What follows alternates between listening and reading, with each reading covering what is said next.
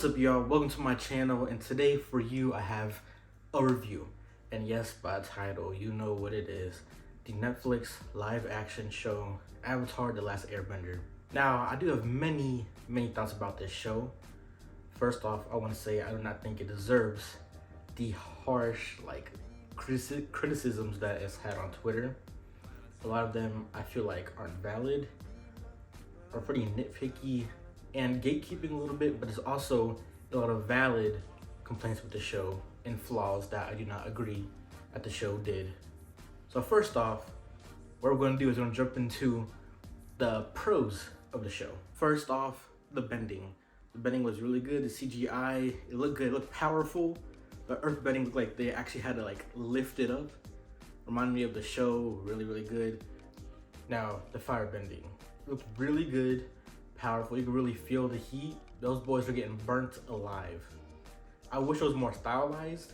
Like in the original show, they had the flame blades. You can see them, they kick and all that. They do show that a little bit with Zuko and Azula, but there's not that much out there in the fire. I know they went for a more realistic look for the fire, but seeing it as the blades in the OG show gives it a way better look. Also, the castings for Zuko and Iroh were perfect, absolutely perfect.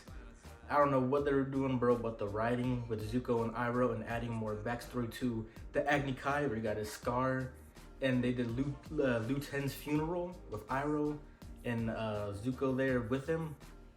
It was all very brilliant. You could really see their bond form. And what I thought was an amazing implementation was the 41st Division that Zuko indirectly saved with his compassion. Because Ozai says compassion is weakness, but Zuko's strong compassion indirectly saved them, and they're his crew that he had for the past 3 years searching for the Avatar. That is really good writing. And like I said earlier, Zuko and Iroh, episode 6, Mask, was easily the best episode of the show. We get to see Avatar and Zuko talk in the hut. I thought it was really well done. They really did good emotionally showing that Zuko still has that empathy there, but you can see him putting on the false mask. And with the false mask, you can see near the end of the episode, I'm pretty sure, Iroh discovers Zuko has the blue mask in the drawer, and he has a little line saying that maybe this mask is actually your true face. And I like the subtle foreshadowing until later when we see in book 3 when Zuko becomes better, or on the good side. Now, this might be controversial, but I thought Azula, Ty Lee, and May were perfectly fine. It's crazy that people were calling the actresses fat.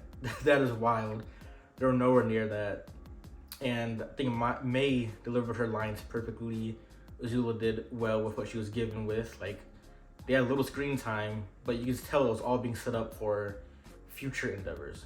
Sokka's actually pretty good in the show also. His jokes were fine to me. Some are some are funny. All around, it's a decent Sokka. Now Suki, bro, oh my gosh. Do not get me started on Suki, bro. My wife. Now she did amazing. I wish there was more Suki content. I hope we get more like they gave more to Zuko and Iroh. We need more Suki. I wanted more of her in the OG show. Now we need more of her in the live action show. So more Suki.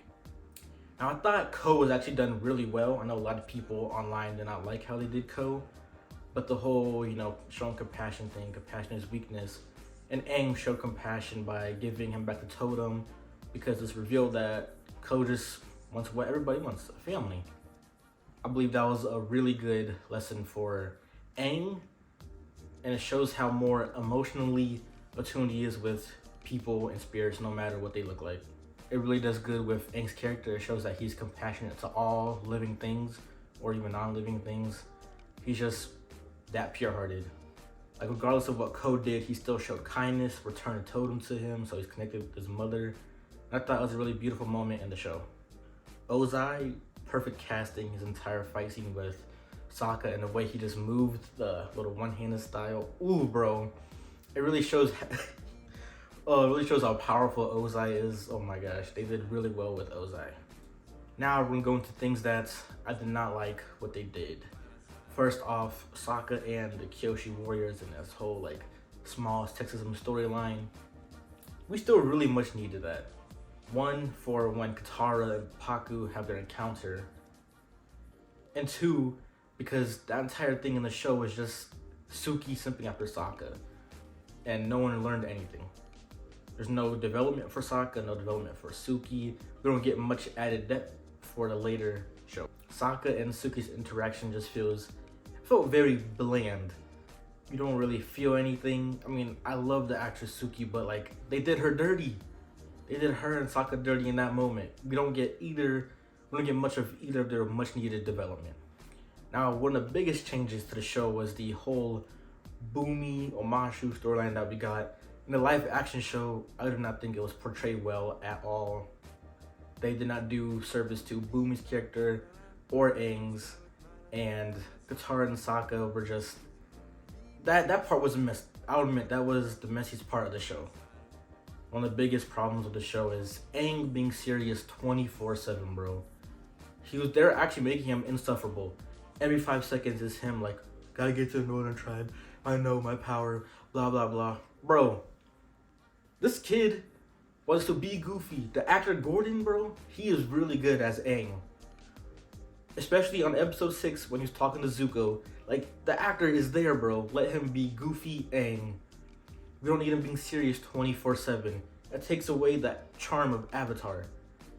I know they went for a realistic look, but like, we need the Avatar charm, or else it's just gloomy 24/7. Let that boy Gordon go crazy. Another complaint of mine is Katara. Katara's very bland in the show. I don't know if it was the direction, the writing. I think it's more so the writing. She's very bland and dull. Like, you don't get none of that attitude Katara, raging Katara, like passionate Katara. There's none of that. She's like a shell, empty shell of her former self, and she feels like a side character, and not in a good way. Like, she's just there in a bunch of scenes. I mean, she had the whole waterbending thing with Paku, but you don't feel the payoff to that because there wasn't sufficient build-up. Now I want to speak on the criticisms of the series that I've been seeing online. Like I said, a lot of them are valid and a lot aren't. Like, I saw some people complaining that Azula, her hair was too perfect in scenes, and that it's supposed to show that in the cartoon it's not that perfect or something. I don't know, bro. But that's such a huge nitpick, and that's gonna ruin the whole show for you. Like, that's dumb. A lot of people seem to make their mind already even before watching the show, and I think the only criticisms that are valid is a lot of the story choices, like taking out Sokka's sexism or not incorporating Goofy Aang. I agree, that was dumb. We needed those for sufficient character development later on.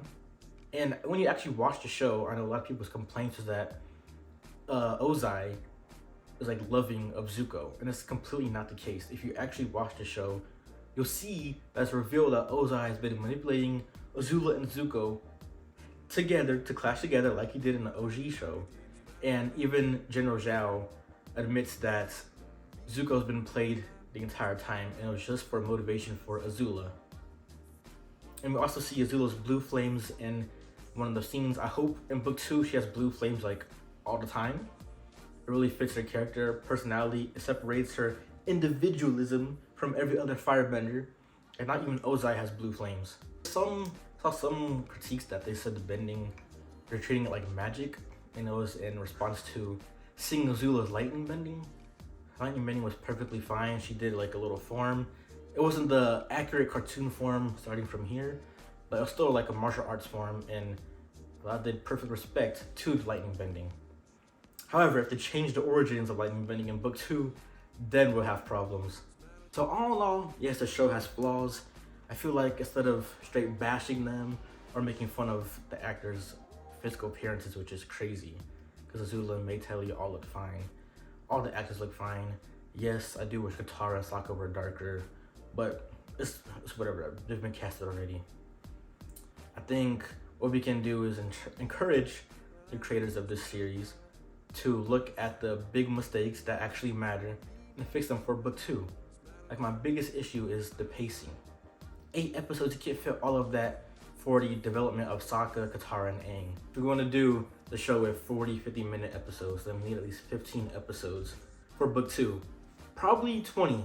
I should say just 20, like the OG show on the safe side, because you need a lot for Toph and everybody, and we need relaxation. We need the filler in between serious moments. Because Avatar, this whole season 1 was just despair, bro. Like, we need some relaxation. The show, we need that Avatar charm, like I said earlier. So in book 2, hopefully we get 20 episodes. Creators, please listen to the valid criticism from the fans, because I really like Avatar the show, and I feel like the live action show has so much potential, and we'll see that in book 2 if you guys just listen to us.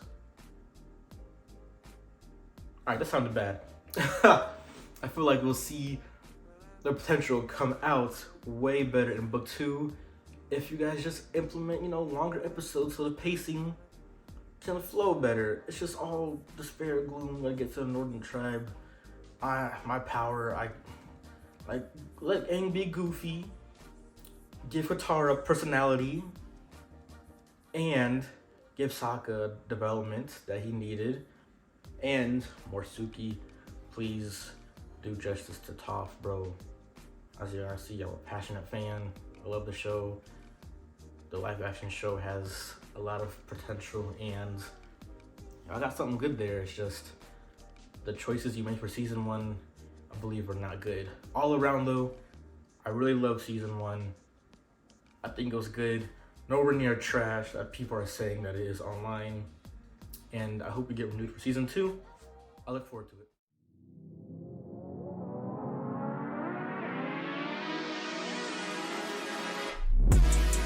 I love my brother love me, yeah. We all get money, yeah, yeah, yeah. I love my brother.